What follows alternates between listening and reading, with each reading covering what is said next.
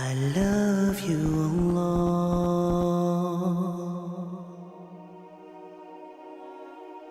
So then he says, خَلَقَ الْإِنسان. خَلَقَ الْإِنسان. You know the word insan, Ibn al-Faris argued it could be two origins. It could be nasiya, means human beings are very forgetful. Or it could be from uns, which means human beings are very loving. Alligators are not very loving. Lions are not very loving. You know? Other animals, they have some love, but not like human beings. We can even show love to other animals. We can show love to other human beings. We can show love to strangers, right? We have that ability. So we have uns in us. They are wahsh and we are uns. So there's two meanings to the human being. One, that we are forgetful, and the second, that we have what? Love. Allah chose this message perfectly for people who are forgetful. For people who are forgetful. Because when people forget, what do they need? Reminder. And one of the names of the Qur'an is reminder. In huwa illa dhikrun. Kalla innaha tadhkira. Wa dhakkir bil Qur'an man yakhafu wa'id. Qur'an is reminder because we are insan. So he says, I taught the Qur'an because you're insan. You forget, that's why I gave you a reminder. You keep forgetting, so I keep reminding you over and over again. That's why I did that. Subhanallah. And the second is love. You don't just give love, you are looking for love. If you're looking for love and you have a hole in your heart that you need to fill, this word of Allah will fill it. This word of Allah will give you, you'll appreciate the love Allah has for you. The honor He's given us. How high His word is. وَكَلِمَةُ اللَّهِ هِيَ الْعُلْيَا, He says in Surah At-Tawbah. The word of Allah is the highest there is. There's nothing higher than the word of Allah. Al-Ulya, the superlative form is used. You know what that means? There's nothing higher than the word of Allah.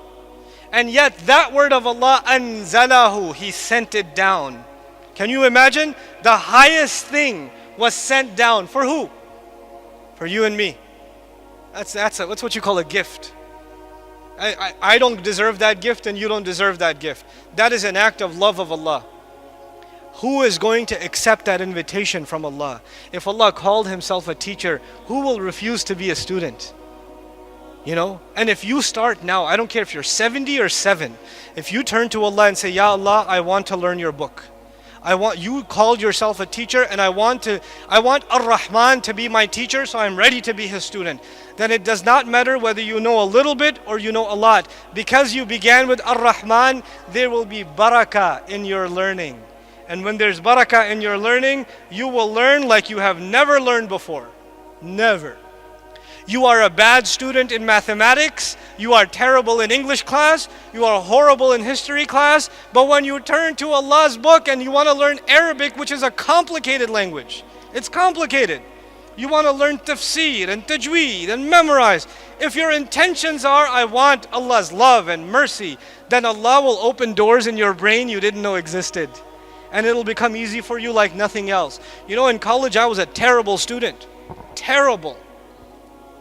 I was a bad student. I only signed up for the courses in college that my friend took. Because he would take the notes. I slept on his shoulder for 4 years. You know, I also have a lot of elbow marks on my arm because he tried to wake me up. But I was a terrible student. But when I started learning Qur'an and Arabic, I did not have to review twice. I learned something once and it came in my head. It's not because I'm smart, because I know how dumb I am. I'm a witness to myself. Allah makes things easy. وَلَقَدْ يَسَّرْنَا الْقُرْآنَ لِلذِّكْرِ. Allah makes it easy. We don't make that easy. You make the intention and Allah will make that easy for you. This is the message I want to share with all of you, really. I want you to become students of this book, students of this language. Don't be intimidated by it. Don't be intimidated by it.